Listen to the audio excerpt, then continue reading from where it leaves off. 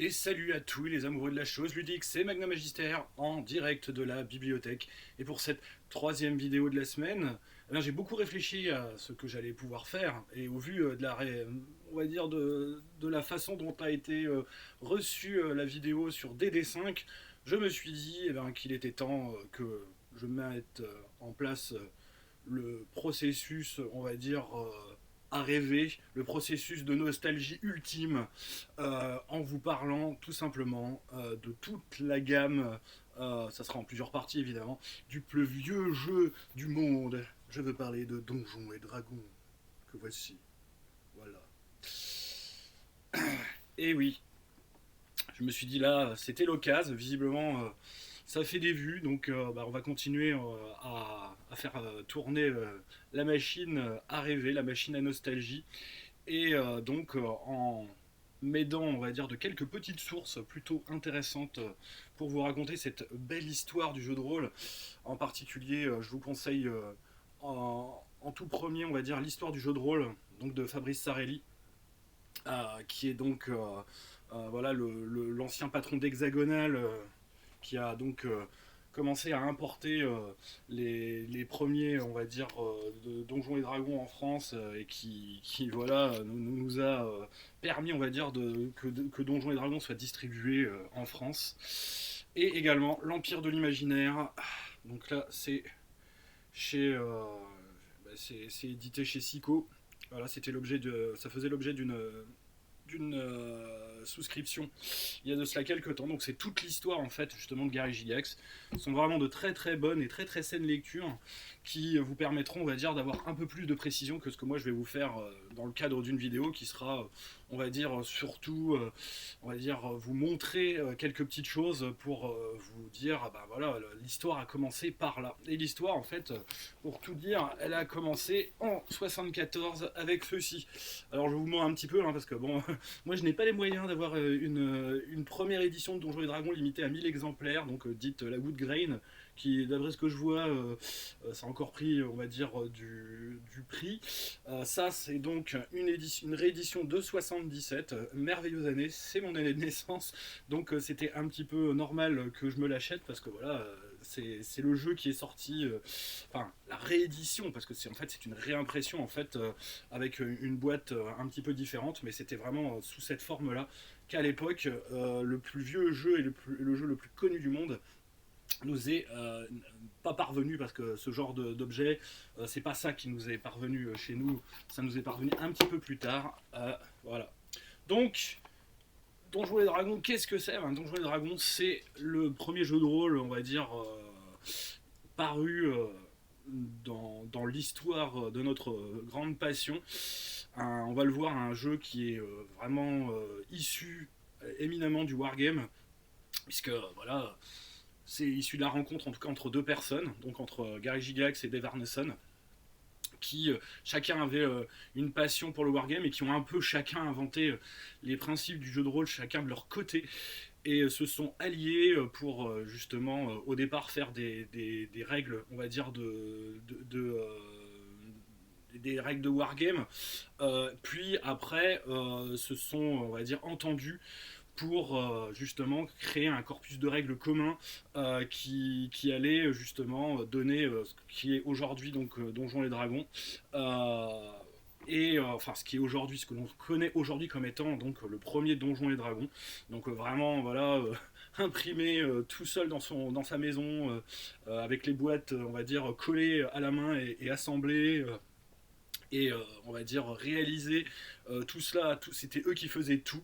Et donc c'est une bien belle histoire que celle-ci, car parce que voilà, ils en ont bien bavé chacun pour pouvoir réaliser leur rêve de faire paraître justement ce système qui était vraiment au départ juste un système de jeu. Bon, ils avaient chacun leur campagne, hein, puisque donc Gary Gygax lui a amené Greyhawk et Arneson a amené Blackmoor, qui vont l'un devenir donc un cadre de campagne très connu, l'autre donc un morceau, on va dire, du monde justement d'origine de Donjons et Dragons, puisque Blackmoor se situe dans une petite contrée que l'on connaît assez bien, qui est donc le fameux duché de Carmeikos, en Mystara pour ceux qui savent. Donc ça c'est voilà, c'est les gazettières qui sont parus bien des années après, et où donc figure justement le château, le fameux château de Blackmoor, qui est la première campagne, et qui est d'ailleurs l'un des premiers suppléments aussi qui est sorti pour Donjons et Dragons.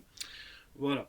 Donc, qu'est-ce que c'est? Eh ben, au départ, on va dire, il faut rendre à César ce qui est à César. Au départ, ils font paraître donc un système de combat médiéval qui va devenir donc un système de combat médiéval, de wargame médiéval imaginaire, donc Chainmail, qui va avoir plusieurs. Donc ça c'est, je sais plus quelle édition c'est, mais en plus c'est une version que j'ai sortie parce que voilà, Chainmail je l'ai jamais acheté, mais c'était pour voir un petit peu à quoi ça ressemblait et essayer pour ainsi dire, de me faire une idée. Et moi, comme je déteste lire les PDF, bah, je l'ai imprimé. Et donc,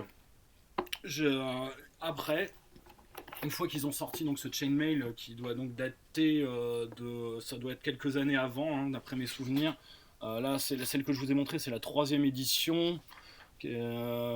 Et ben, là, j'avoue, je ne sais plus au niveau de la date. Mais en tout cas, ils ont donc rassemblé le corpus de règles pour jouer non plus donc dans un wargame avec donc où on jouait des unités. On joue maintenant un seul personnage, et ce personnage dans cet univers donc fantastique. Donc ça aussi c'est leur décision. Ils étaient plutôt adeptes du wargame. Du wargame historique, donc, napoléonien ou justement guerre médiévale. Et ils ont décidé que les aventures, maintenant, ça allait être les aventures d'un seul et unique personnage qui allait se dérouler, on va dire, dans un donjon, dans un souterrain, voilà. Parce que ce qui n'a rien à voir avec le terme donjon, je vous rappelle, hein, le jeu s'appelle donc Souterrain et Dragon, et pas Donjon et Dragon. C'est important de le savoir parce que ça a été, on va dire, une belle erreur de traduction depuis des lustres, mais c'est sûr que Souterrain et Dragon, c'était moins vendeur en français, et donc de toute façon, il fallait pas, voilà, valait peut-être mieux pas le traduire en fait pour éviter tout problème. Hein, mais à l'époque, on traduisait tout. Aujourd'hui, au moins, on associe que le titre original de l'œuvre, on ne fait pas le forcing à faire une traduction qui, de toute façon, va rendre rien du tout. Il faut quand même le reconnaître. Alors, est paru donc la première version, comme je disais, à 1000 exemplaires, qui s'est vendue très très rapidement. Donc Deepwood Grain, qui vaut une fortune, donc ça vaut entre, je dirais, 6, 7 000 et 10 000 euros pour une boîte complète en bon état, si vous arrivez à en trouver une. Celle-là, elle vaut un peu près 10 fois moins cher. Je viens de vérifier les prix, voilà, c'est aux alentours de 900 euros quand même. Ça a beaucoup augmenté hein, depuis la dernière fois que j'ai regardé, parce que je pensais pas qu'elle valait si cher. Et donc, c'est on va dire 3 volumes, donc qui sont à l'intérieur, plus des fiches, donc dans une toute petite boîte. Hein, vous voyez, c'est vraiment des livrets petit format. J'ai la chance en plus d'avoir une version en parfait état, les bouquins sont nickel. Franchement, c'est un petit peu ma fierté, voilà. En plus, voilà, elle est aussi vieille que moi, donc j'en suis très heureux. Donc, premier bouquin, puisque c'était déjà un triptyque, Man and Magic, Volume 1 of the Three Booklets, voilà. Donc, publié par la fameuse, on va dire, maison d'édition qu'ils avaient fondée ensemble, donc TSR, Tactical Study Rules, qui était au départ juste une maison d'édition qui était faite pour faire paraître leurs règles de Wargame. Et donc, eh ben, ils sont passés à la vitesse supérieure en, on va dire, faisant le pari que leur nouveau style de jeu, leur nouveau wargame, parce que bon, ils appelaient pas ça jeu de rôle encore à l'époque, comme dirait l'autre, allait justement plaire. Et donc, on joue bel et bien un personnage. Donc là, on a toutes les règles de création de personnages qui vous sont exposées. Donc, les fameuses 3 classes qui existent donc au départ, il n'y a que les fighting men, donc le guerrier, les magic users, donc comment dire, le magicien, et les clerics. Voilà, il n'y avait que 3. Il faut attendre les suppléments pour avoir le voleur, etc. C'est uniquement, on va dire, dans les suppléments. Donc, dans le supplément Greyhawk, dans le supplément Blackmoor, qu'il y a des classes supplémentaires qui vont être justement ajoutées. Donc après, on a évidemment aussi les différentes races qui sont jouables par au niveau du, comment dire, du jeu. Alors, il y a également donc les nains en fait qui font partie justement les dwarves, les elfes et les hobbits, donc qui sont eux des classes à part entière. Je le rappelle, hein, à l'époque, donc on est dans donjon et donc c'est une race classe. Voilà, c'était le parti pris de l'époque, c'est-à-dire que et on le revoit en fait dans tous les vieux OSR, hein, ils reprennent cette particularité. On déterminait donc les caractéristiques, donc je rappelle, il n'y avait pas de feuille de personnage, il fallait noter ça, comment dire, sur un petit carnet, hein, comme faisaient en fait les wargamers à l'époque. Ils n'avaient pas l'idée en fait que des feuilles de personnage, ça viendra bien plus. C'est des suppléments hein, qui viendront bien plus tard. Et donc on mettait ces scores donc de 3 à 18, et donc à chaque on va dire caractéristiques que l'on connaît bien parce que c'est les mêmes, donc la force, l'intelligence, la sagesse, la constitution, la dextérité, le charisme, c'est bien les mêmes. Il y a évidemment des bonus, on va dire, et des particularités qui sont liées. En particulier le charisme, c'est le maximum, comme vous le voyez ici sur la petite table, le maximum en fait de suivants que vous pourrez avoir, et on va dire le jet de loyauté qu'auront les gens qui vous rencontreront. Voilà. Donc après on a les règles sur les personnages non joueurs, l'équipement, voilà. Comment dire, les statistiques en fonction des classes. Donc voilà, vous avez c'est pour vraiment créer vos PNJ. Hein, combien ça rapporte d'XP également de tuer des paysans, c'est marqué dessus. En fonction évidemment de votre classe, vous avez vous pouvez aller donc uniquement jusqu'au niveau, donc là attention les niveaux ici sont limités avec cette édition de base. Si mes souvenirs sont bons, 3, 4, 5, 6, 7, 8, 9, 10, ouais, vous pouvez aller que jusqu'au 10e niveau, et chaque niveau correspond à un titre. C'est voilà, donc une fois que vous atteignez ce titre, évidemment, vous avez un nouveau nombre de dés de vie, donc de points de vie à, à lancer, etc. Donc voilà. Ah, par contre, non, le Wizard, lui, il va jusqu'au visiblement 16e niveau, c'est le seul. Mais les autres sont limités à 10. Donc, que ce soit pour. Ouais. Et les points d'XP nécessaires. Ça, je me souvenais plus, c'était bien 10, mais concrètement. Ah, par contre, il y en a qui vont que jusqu'au niveau 9 aussi, visiblement. Donc là, c'était pour. Parce qu'en plus, la pagination est vraiment mal fichue. Donc, on a du mal à s'y retrouver au niveau des comment ça s'appelle des paragraphes. Par contre, on a bel et bien les tables en fait, qui nous résument en fait ce qui est dit en très très peu de mots hein, de la chose. Donc la liste de sorts, donc vous voyez ça c'est la liste des sorts qui étaient donc disponibles et qui allaient eux jusqu'au 6e niveau vraisemblablement. Les clercs qui eux avaient donc des sorts qui allaient jusqu'au 5e niveau, et après on a la description justement de tous les sorts. Donc vous voyez on a un peu dans ce bouquin là le précurseur de ce qui est le Player's Handbook de ADD et on va dire aujourd'hui ou même de DD5. Et il y a déjà de cela. Plus donc des petites illustrations qui étaient vraiment voilà c'était c'était une certaine époque, donc là on peut pas dire que c'était vraiment des grands chefs-d'œuvre, mais bon ils ont fait avec ce qu'ils pouvaient, voilà, avec les règles également expédiées en très très peu de recherche magique, de grimoires, voilà, et leur liste de produits à la fin. Donc ça c'était pour le premier. Pour le deuxième, donc Monsters and Treasures. Donc là, vous avez la description de tous les monstres, donc c'est comme le Monster Manual actuel. Donc vous avez vraiment la description de tous les monstres classiques qui vont faire justement les bons. Voilà, le Pégase par exemple, vous voyez un peu à quoi ressemblaient les illustrations. Donc vous avez leurs caractéristiques, leurs spécificités, voilà. Tout est voilà, les types de trésors également avec les fameuses premières tables donc, de trésors aléatoires. Les jets pour les objets magiques évidemment que vous allez pouvoir trouver. Bref, il y a tout ça. Hein. Voilà, la fameuse méduse. Franchement, c'était all style. Hein. Donc là, c'est un petit bouquin, on va dire, de 40 pages. Hein. Le premier, lui, faisait également à peu près pareil. Hein. On était à peu près là-dedans. Ouais, le premier faisait 36 pages.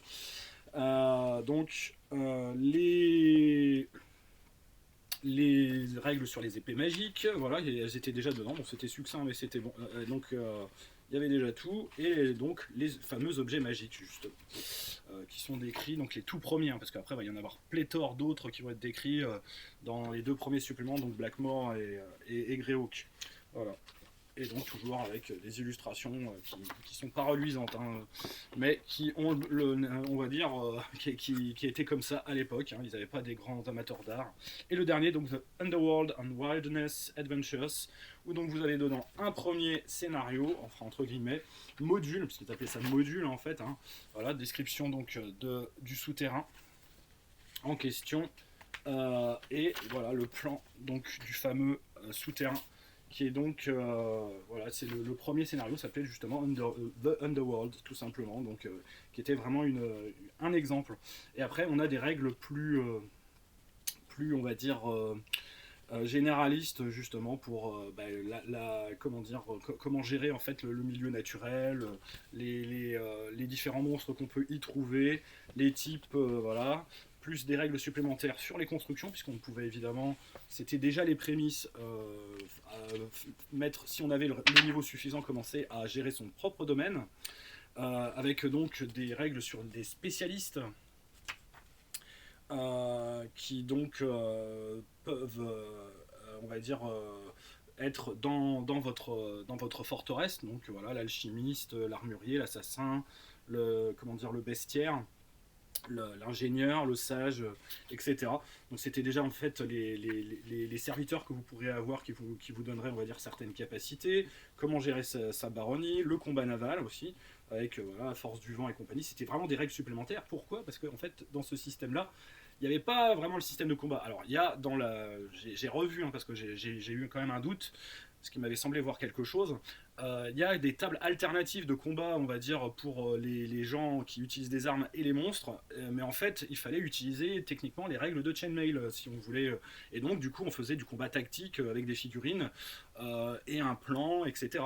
Sachant que dans cette version-là, le maître du jeu s'appelle Referee, donc c'est l'arbitre, et techniquement, on est bien dans la même logique que justement le wargame dont il est issu, où donc les joueurs doivent désigner, comment dire, un représentant, le caller, je crois, qui va justement donner au MJ, qui est normalement est censé être dans une autre pièce, les, les actions que vont faire chaque joueur une fois qu'ils se sont concertés. Donc en plus, normalement, si on le joue stricto sensu, le referee, il n'est même pas dans la même pièce que les joueurs, et il va donner en fait ce qui se passe. Et les joueurs, eux, de leur côté, vont peut-être tracer leur plan, bouger leurs figurines, sachant que lui, le referee, il va bouger, comment dire, donc on joue en aveugle un peu comme les jeux, les wargames tactiques à l'époque. Voilà. Donc ça c'était pour la version de 74. Donc évidemment après il va y avoir plein de on va dire de versions, de suppléments et de versions différentes. Donc, et on va arriver jusqu'à une refonte en fait des règles. D'un côté, voilà, Gigax lui voulait quelque chose de plus précis, et qui va être une véritable usine à gaz, et donc ça va devenir ADD, et une gamme séparée va naître, en refondant, on va dire, Donjons et Dragons de manière plus on va dire, accessible et graduelle, ce qui était plutôt pas mal, en faisant donc celle-ci, le Basic Rules. Il va sortir après donc le Expert, le Compagnon, le Master, donc il y en avait 5, donc celui d'après que j'oublie, après le Master, c'était et le Immortal, et j'en ai oublié un. Oui, donc c'est le Basic Rule, le Expert Rule, le Companion Rule, c'est celui-là que j'ai oublié, le Master Rule, le tome 4, et le Immortal. Voilà.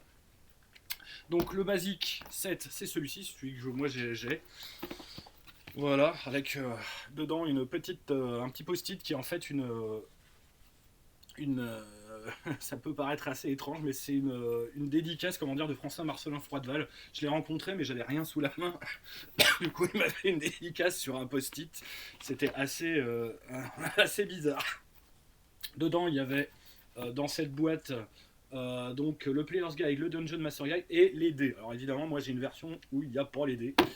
Et donc ça c'est une version normalement de combien elle date celle-là. Ça doit être du début des années 80 je crois, cette réimpression. 83, voilà. Très bonne année aussi. C'est pour autre chose mais je le dirai pas parce que ça c'est secret.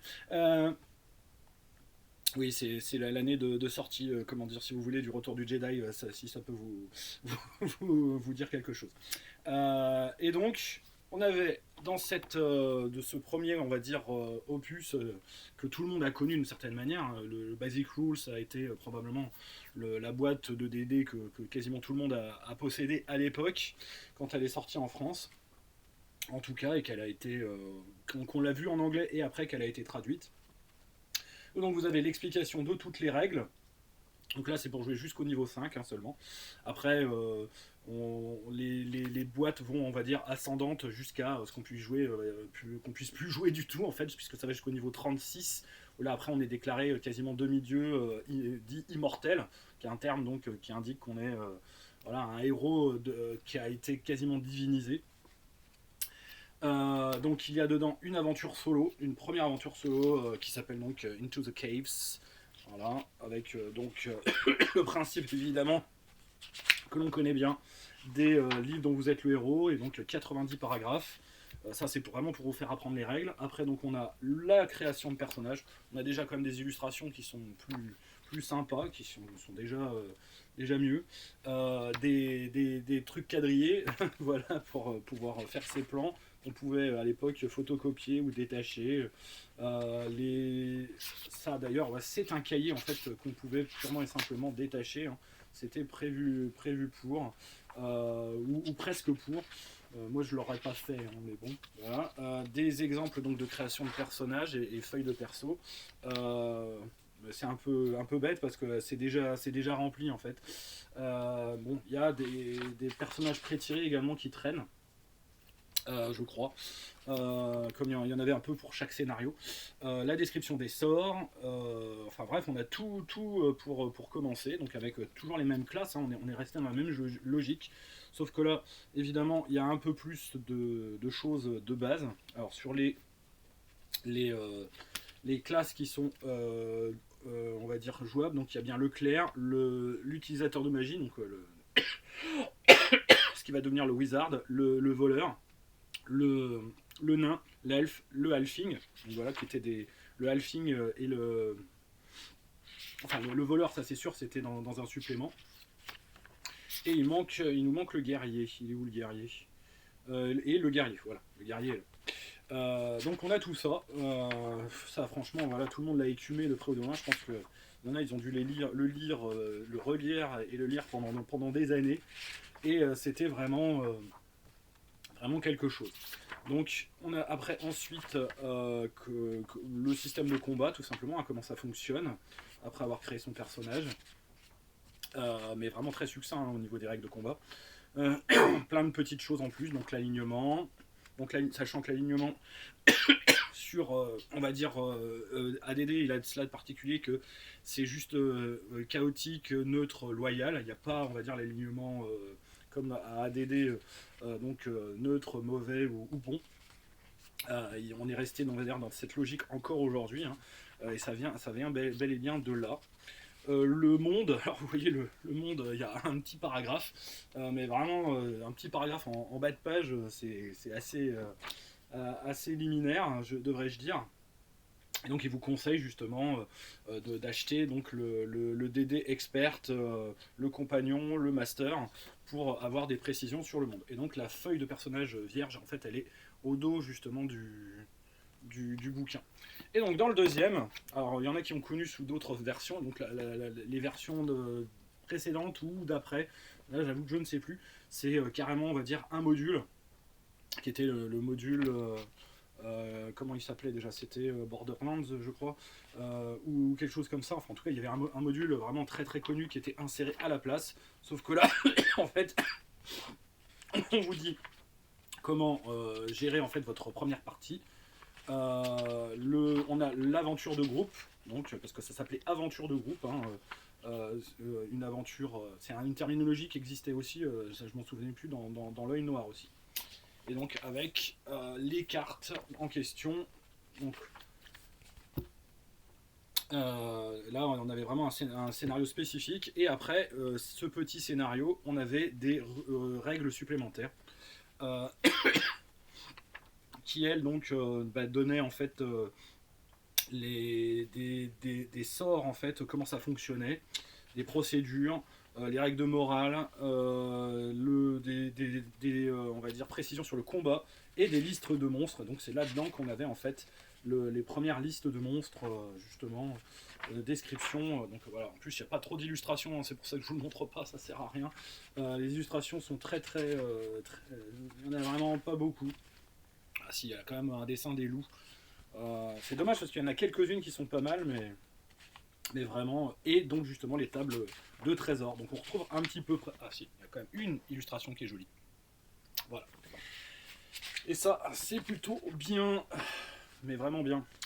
Voilà. Donc avec l'index à la fin. Donc on avait ça pour commencer à jouer, donc avec des dés en plus qui avaient la particularité, il y avait un petit stylo avec pour pouvoir colorier, comment dire, les chiffres. C'était n'importe quoi. Moi j'avoue que je comprends pas tout pas le principe. Bon certes, pour des questions de coût, et en plus c'était des dés spéciaux qui on va dire n'avaient pas beaucoup de cours, ou du moins qui étaient utilisés uniquement dans certains cas. C'était des outils pédagogiques qu'il a fallu récupérer. C'était assez bizarre. Donc la gamme continue à poursuivre son petit bonhomme de chemin. Et au tout début, comment dire, des années 90, ils vont faire ça, qui est en fait la compilation des 5 boîtes dont je vous ai parlé, donc du Basic Rules jusqu'au Immortal Rules. Tout est là-dedans. Il y en a voilà, qui sont pas fans. Bon, paraît-il qu'il y a plein de bugs. Moi, j'ai pas réussi. Franchement, je vous dirais un truc. Donjons et Dragons, le premier, j'y ai jamais joué. Je l'ai même jamais maîtrisé. Par contre, j'ai beaucoup utilisé pas mal on va dire, d'éléments, on va dire, de son univers, de ses univers, et on va dire de tout son décorum et sa logique, en particulier pour intégrer le cadre de Mystara dans ma campagne. Voilà, et donc ça c'était plutôt pas mal. Donc voilà, vous avez vraiment tout qui est dedans, donc dans un bouquin de 310 pages quasiment. Donc si vraiment vous avez envie de vous remettre au DD tel qu'il existait, moi je vous conseillerais plutôt celui-là. Bon, il n'est pas facile à trouver en bon état et pas cher. Mais moi franchement c'est celui qui est, même s'il a beaucoup de détracteurs, voilà, vous retapez toutes les boîtes, déjà ça va vous coûter très cher. À ce que je vois, le prix des boîtes, c'est voilà, si vous voulez les trouver complètes en bon état, c'est minimum une centaine d'euros, on va dire, pas forcément pour la première, mais en tout cas pour celle d'après jusqu'à l'Immortal qui valait une fortune. Le Rules Cyclopedia, pardon, lui il doit valoir déjà pas mal. Ouais, ça va être aussi plus d'une centaine d'euros. Et donc, vous avez dans l'appendice justement la description du monde de Mystara avec la fameuse province de Glantry. Voilà, avec des cartes hexagonales qui peuvent servir, on va dire, de monde, enfin de monde parce qu'il y a vraiment tout le monde de Mystara, hein, qui vous est proposé. Voilà, le monde de Mystara qui est proposé par défaut, qui je trouve, on va dire, est une bonne idée, parce que le monde de Mystara est vraiment très intéressant. De mon point de vue, c'est un bon cadre de campagne. Il y a énormément de choses en plus qui ont été faites dessus. Ça me fait penser d'ailleurs, il y a un site qui est très bien fichu, justement, de fans de Mystara qui font paraître très régulièrement des suppléments gratuits sur justement plein d'aspects, avec des scénarios, des descriptions de régions, plein de choses sur Mystara. Comment il s'appelle déjà? Je mettrai en description. Je vous redonnerai le lien, comment dire, de ce site, parce que là le nom, comment dire, m'échappe évidemment. Sinon ce serait pas drôle. Et voilà, donc vous avez la possibilité en tout cas de tester DD en un seul bouquin avec celui-ci. Mais comme je vous dis, il n'est pas parfait, hein. Il y a des bugs, il y a des petites coquilles, il y a des petites choses à vérifier, mais bon, si vous n'êtes pas trop regardant, que vous en foutez, ça vous permettra quand même de jouer un peu comme à l'époque, en ayant tout en un seul bouquin. Voilà, au moins c'est dit, hein, même si, comme je vous dis, il a beaucoup de détracteurs, hein. Il y en a qui détestent le Rules Cyclopedia et qui préfèrent aller rechercher dans les vieilles versions de Donjons et Dragons, sachant que Il y en a eu d'autres, hein, le Basic Rules que je vous ai montré là, en fait il y a eu plusieurs versions, hein. Il y a eu donc des versions, alors il y a les versions avec donc on les reconnaît parce qu'elles ont des couvertures différentes. Donc la version dite Holmes, parce qu'il y a eu aussi donc des versions anglaises qui étaient un petit peu différentes, qui ont été réécrites, etc. Voilà. Non, franchement, là, on pourrait, on va dire, en faire tout un live de 4 heures pour en parler. Mais franchement, là, c'est pas le but. Le but, c'est juste de poser les premiers jalons et de vous montrer ce qu'était donc Donjons et Dragons à la base. Alors, par contre, ce qui m'intéresse moi beaucoup plus, donc il y a des modules déjà pour Donjons et Dragons qui sont sortis. Il y en a eu pas mal. Celui que je vous présenterai, c'est celui que moi j'ai acheté parce que je l'ai fait jouer. C'est donc Castle Amber. Donc vous ne le connaîtrez pas avec cette version-là, parce qu'il est paru en français avec cette couverture-là. Et on va dire la couleur, c'était pas en couleur sable comme ça, c'était en couleur violette, violet-rouge, enfin lit de vin quoi. Donc vous connaissez plus voilà, bon, les couves étaient moches, hein, faut quand même le dire. Le scénario lui était pas extraordinaire, mais il y en a eu plein comme ça des scénarios mythiques. Donc le palais de la princesse Argenta. Bref, j'en ai montré plein dans mon live justement quand j'ai montré les catalogues. Et voilà, c'était des modules pour certains assez étranges, plus ou moins bons. Voilà, l'Odyssée d'un rocher était pas terrible, par exemple. Borderlands, c'était un grand classique, donc qui je vous dis était normalement dans la boîte de base. Je sais plus à partir de quel moment. Il était systématiquement dans la boîte de base à la place du module qui était offert, enfin qui était proposé dans la boîte de base. Il n'était pas offert. Et voilà, et donc celui-là, moi, c'est un peu le plus mythique, puisque je l'ai intégré à ma campagne de Rollmaster. Ils l'ont joué, ils ont d'ailleurs réussi, hein, parce que c'était vraiment l'intrigue, en fait, est très intéressante. Le seul problème, c'est qu'elle est polluée vraiment par un donjon qui parfois est pas super logique, et c'est un peu le problème, on va dire, de ces modules. C'est qu'il y a plein d'idées intéressantes. L'ennui, c'est qu'il n'y a pas de cohérence, on va dire, interne, et il n'y a pas de, on va dire, même de cohérence tout court, en fait, au niveau de toutes ces choses. Par contre, les meilleurs suppléments que je peux vous conseiller pour cette gamme, et qui seront ceux vraiment, si, voilà, hormis si on exclut, comment dire, tout le système Donjons et Dragons, ce sont les Gazettiers, voilà, qui sont parus, eux, dans les années 80. On a eu une quinzaine de tomes, d'après mes souvenirs, donc ça va de 87 jusqu'à début 90. Hein. Donc là, on a tout le monde en fait de Mystara qui est décrit à travers ces gazetières. Je les ai pas tous achetés parce qu'en plus il y en a certains qui valent une vraie fortune, qui sont impossibles quasiment à trouver. Surtout il faut les trouver, comment dire, complets, parce qu'il y avait des plans détachables, il y avait des cartes, etc. Et donc je me contenterai de vous montrer donc le duché de Karameikos, qui lui était paru en français. Donc si vous arrivez à le trouver en français, vous avez une petite pépite. Si vous l'avez encore, c'est une belle chose. Avec donc toute la description, par exemple, de la ville de c'est Miraculum. C'est Oui, c'est Specularum, pardon. Ouais, non, je sais pourquoi. Donc Specularum, hein, qui veut dire techniquement, ça veut dire miroir. C'est pour ça que je me suis trompé. Avec donc la création des personnages spécifiques, la description de l'univers de manière très succincte mais largement suffisante pour pouvoir déjà et plein d'idées, plein d'idées d'aventure, de nouveaux monstres, etc. Et on a vraiment, on va dire, un monde, comment dire, un module d'aventure qui nous est va falloir un petit peu bosser, tout ça en 66 pages, quoi. Voilà.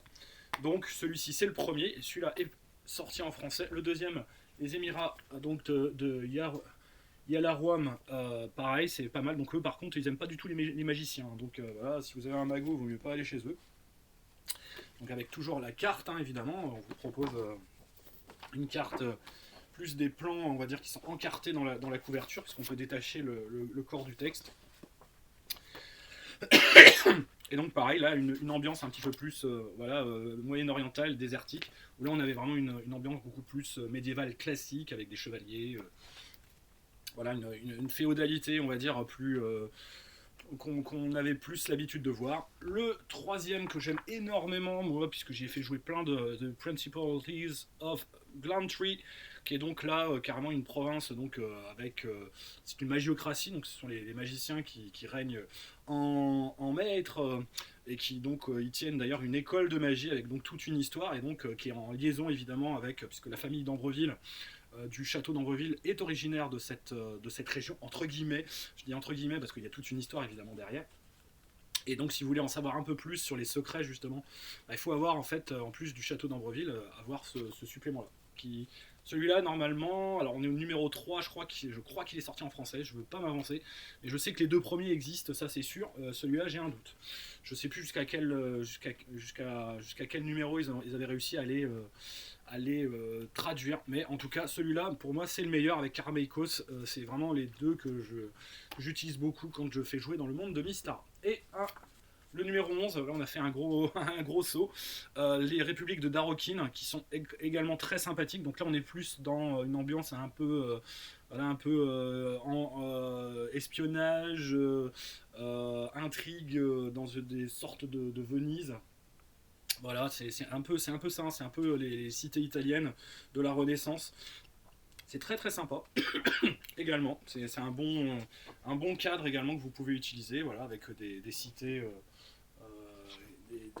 des petites cités, enfin des cités-États, on va dire, dans cette fameuse république, qui ressemble vraiment, oui, c'est très inspiré de Venise. Sauf que là, c'est en deux livrets, visiblement. Donc, c'est plutôt sympathique. Voilà. Avec oui, parce qu'il y a deux livrets, parce qu'il y a un Player's Guide et un livre pour le DM, donc le Dungeon Master, puisque évidemment dans Donjons et Dragons, c'était le maître du donjon, hein, qui est devenu donc maître du donjon. C'est plus d'ailleurs l'appellation ADD, parce que je rappelle que dans Donjons et Dragons, on a dit quand même Referee assez longtemps, sauf que d'ailleurs je sais plus si dans le Rulcyclopédia on parle encore mais je crois qu'on parle finalement de Dungeon Master. J'ai un trou de. Ouais, Dungeon Master, oui. Dans le Rulcyclopédia, le Referee est devenu Dungeon Master. Donc ça doit être à partir de la réécriture de la boîte rouge. Voilà, eh ben, ça a été une petite vidéo pour clore cette semaine. J'espère que voilà, ça vous aura teasé, parce qu'après bah, je vais dérouler toute la gamme. Donc je parlerai de celui qu'on connaît le plus, donc ADD, donc voilà, ADD 1, 2, 3, DD3, 3.5, etc. Ça défilera petit à petit sur la chaîne au fur et à mesure du temps. Là, j'aurai un petit peu plus de matériel à vous montrer, un petit peu plus de choses à vous dire, parce que je le connais un petit peu mieux, l'ayant là maîtrisé et beaucoup plus pratiqué.